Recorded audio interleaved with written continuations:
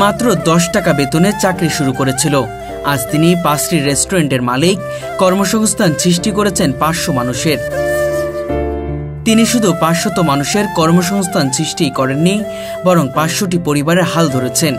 শুনতে অবিশ্বাস্য মনে হলেও এমনটাই প্রমাণ করে দেখিয়েছেন আবেশ হোটেল অ্যান্ড রেস্টুরেন্টের মালিক মোহাম্মদ সুমন মিয়া। আমি 10 টাকা বেতনে কাজ করছি।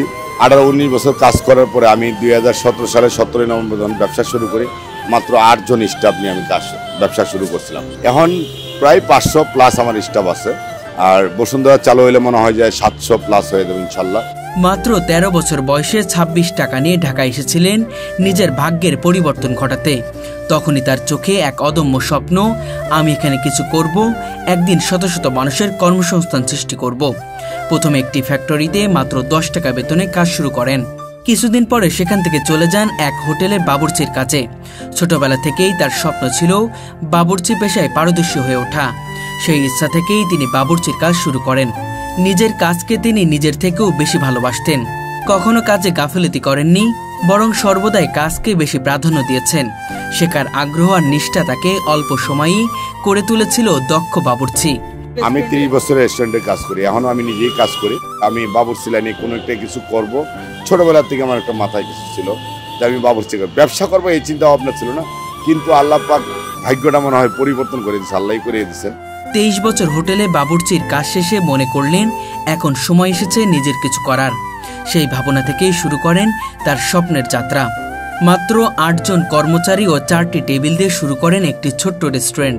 সেখান থেকেই তার জীবনের মোড় ঘোরে। ধীরে ধীরে সেই ছোট্ট জায়গা থেকে তিনি দাঁড়িয়ে যান আজকের উচ্চতায় 5টি রেস্টুরেন্টের মালিক হিসেবে। আরেকটি রেস্টুরেন্টে কাজও চলছে। প্রতিটি রেস্টুরেন্টে কাজ করেন প্রায় 100 জন করে কর্মচারী।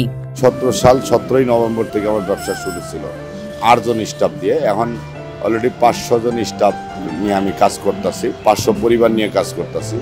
একজন মানুষ কিভাবে শূন্য থেকে হিরো হওয়া যায় সেটি প্রমাণ করেছেন তিনি। তবে তার এই সফলতার পেছনে আছে হৃদয় বিদারক গল্প।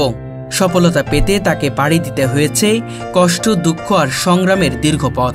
কখনোই ভাববেননি একদিন এত বড় জায়গায় পৌঁছে যাবেন। তবু ছোটবেলা থেকে স্বপ্ন ছিল জীবনে কিছু না কিছু করে দেখাবেন। আল্লাহ ছাড়া তার কেউ করার মালিক না। আল্লাহ আমার ভাগ্যটা পরিবর্তন করেছেন যে এত পরিশ্রম করে আসছি, যে আল্লাহ যে আমাকে এই পর্যন্ত নিয়ে আসবেন আমি কখনো স্বপ্ন ভাবি নাই। যে আমার প্রতিষ্ঠান 5টা-6টা প্রতিষ্ঠান হবে, আমি 500 লোক নিয়ে কাজ করব, আমার এই নামি দামি প্রতিষ্ঠান হবে। সবার দোয়া, মা বোনদের এবং কাস্টমারদের দোয়ায় আমি এই পর্যন্ত আগায় যাচ্ছি। তিনি এক দারিদ্র পরিবারের সন্তান। দিন আনা দিন খাওয়া পরিবারে বড় হয়েছেন। সেখান থেকে স্বপ্ন দেখেছেন জীবনে বড় কিছু করার।